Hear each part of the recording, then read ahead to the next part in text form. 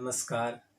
मैं सोमदत्त उर्फ सुधांशु रंजन युवा प्रेक्षक के विषय में हमारे मन में भी कुछ उत्कंठा हो रही थी, सोचा कि बयां कर दूं। मन उदास है, दिल में कुछ जज्बात हैं। मन उदास है, दिल में कुछ जज्बात है, सोचा मैं भी बयां कर दूं। आज जो बेरोजगारी के लिए हैशटैग चलाया जा रहा है एसएससी और रेलवे को लेकर, वो इसलिए कि हम सब युवाओं पर बहुत सारा जुल्म हो रहा है। ये बहुत सारा जो जुल्म हो रहा है ना साहब, अब ये जुल्म हम लोग बर्दाश्त नहीं करेंगे। जुल्म तो देखिए बेरोजगारी का साहब, हम कैसे ताने सह रहे हैं। जुल्म तो देखिए बेरोजगारी का साहब, हम कैसे ताने सह रहे हैं।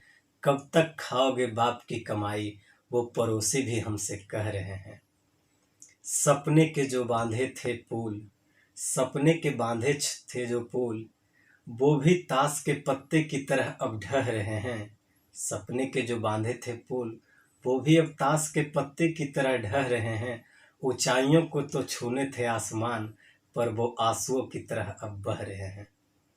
मत पूछो साहब, कोशिशों में क्या क्या दांव पेच भिड़ा रहे हैं। मत पूछो साहब, कोशिशों में क्या क्या दाव पेच भिड़ा रहे हैं। फिर भी ये डिग्रियां और सर्टिफिकेट हमको बेरोजगार कहकर चिढ़ा रहे हैं। साहब ऐसा इसलिए कहना पड़ रहा है कि हमारे देश में युवाओं की अत्यधिक मात्रा जो है वो बड़ी डिग्रियों वाले की संख्या है। वो रेलवे ग्रुप डी और एसएससी ग्रुप डी जैसे फॉर्म भर देते हैं और आप उन उम्मीदों पर पानी फेर देते हैं, इसलिए ऐसा कहना पड़ रहा है साहब। एक तो उम्र सीमा ही 8 से 10 साल 8 से 10 साल तक होती है, जिसमें आप तो 5 साल का समय बर्बाद कर देते हैं। एक पंचवर्षीय योजना तो आप साहब एक नौकरी को पूरा करने में लगा लेते हैं, वो भी तब जब आपकी चुनावी रैली आती है, तब आप वैकेंसी देते हैं। वरना यूं ही बेरोजगार नौकरियों के तलाश में बहुत सारे फॉर्म ढूंढते रहते हैं, वरना उन्हें कोई नौकरी की कोई परवाह है ही नहीं। इस प्रकार से सरकार उनके साथ व्यवहार करती है। तो हम कहना चाहेंगे कि सरकार किन्हीं का भी हो, अगर सरकार काम करेगी तो हम प्रशंसा करेंगे ही, और अगर काम नहीं होगी तो हम आवाज़ उठाएंगे ही। क्योंकि ना हम पप्पू हैं ना हम चौकीदार, ना हम पप्पू हैं ना हम चौकीदार, हम सब युवा तो साहब हैं बेरोजगार। बेरोजगारी का दर्द एक बिहारी युवा से बेहतर कौन समझ सकता है साहब। बेरोजगारी का जो दर्द होता है, सबसे बढ़िया एक बिहारी स्टूडेंट एक एग्जाम्पल के रूप में दे सकता है आपको।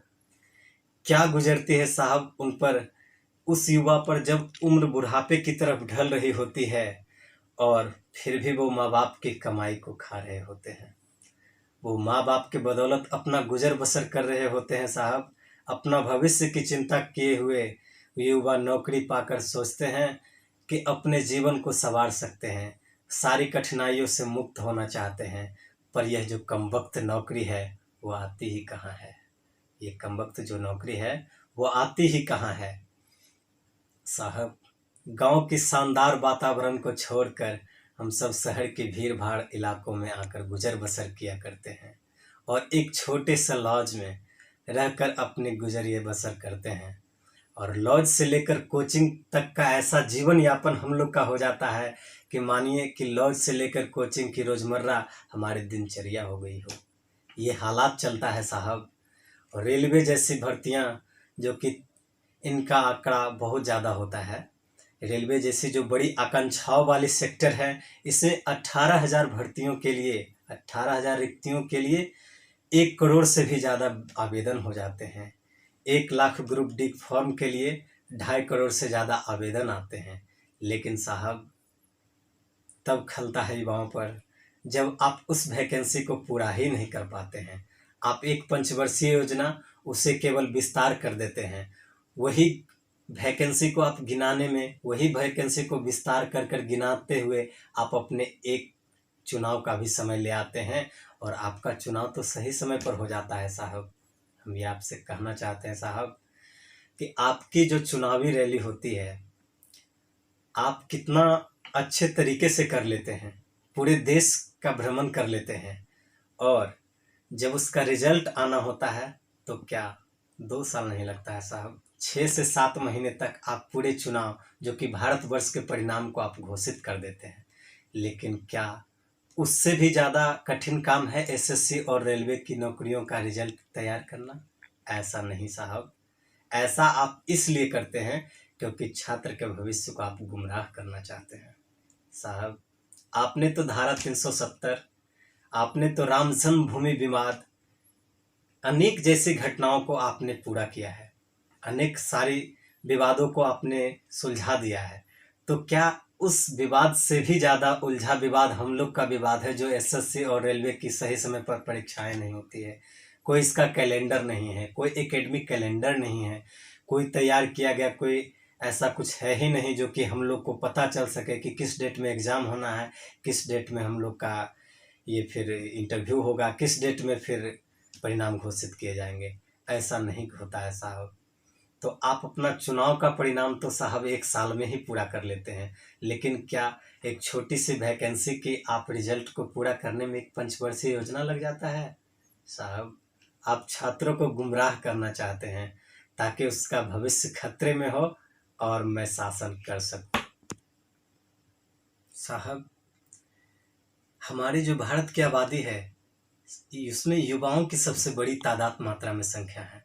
63% Indians are jobless in 20 to 24 as are unemployment. According to data by Center for Monitoring Indian Economy CMI जिसको बोला जाता है, ये डाटा तैयार किया है साहब।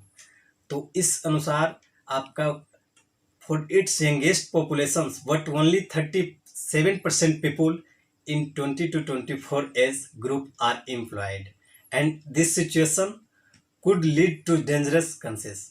तो ऐसा होता है साहब कि हमारे देश में युवाओं की संख्या बहुत मात्रा में है, लेकिन यहाँ जॉब पाने वाला की संख्या कितना है ये बहुत देखने वाले ही आंकड़ा है। तो ये सब बातें हैं। अंत में जो कविताएं हमारे मन में भा रही है बेरोजगारी पर, वो शब्द को मैं बयां कर रहा हूँ। खाली कंधों पर थोड़ा सा भार चाहिए, बेरोजगार हूँ साहब रोजगार चाहिए। जेब में पैसे नहीं हैं डिग्री लिए फिरता हूँ, जेब में पैसे नहीं हैं डिग्री लिए फिरता हूँ, दिनों दिन तो अपनी ही नज़रों में गिरता हूँ। टैलेंट की कमी नहीं है साहब, टैलेंट की कमी नहीं है साहब, भारत की इन सड़कों पे दुनिया बदल देंगे साहब, भरोसा तो करो इन लड़कों पे। भ्रष्टाचार की कमाई से लोग खूब नौकरी पाते हैं साहब, भ्रष्टाचार की कमाई से खूब नौकरी पाते हैं और रिश्वत की कमाई से तो खूब मज़े से खाते हैं। नौकरी पाने के लिए यहाँ जुगाड़ चाहिए साहब, नौकरी पाने के लिए यहाँ सिर्फ जुगाड़ चाहिए। मैं भी बेरोजगार हूँ साहब, मुझे रोजगार चाहिए। अंत में कह देना चाहता हूँ कि लिखते लिखते तो हमारी कलम ही घिस गई, लिखते लिखते तो हमारी कलम ही घिस गई। नौकरी कैसे मिले जब नौकरी ही बिक गई, नौकरी कैसे मिले जब नौकरी ही बिक गई। नौकरी की प्रक्रिया में अब सुधार चाहिए साहब, नौकरी की प्रक्रिया में अब तो सुधार चाहिए। बेरोजगार हूँ मैं साहब, अब तो रोजगार चाहिए, अब तो रोजगार चाहिए।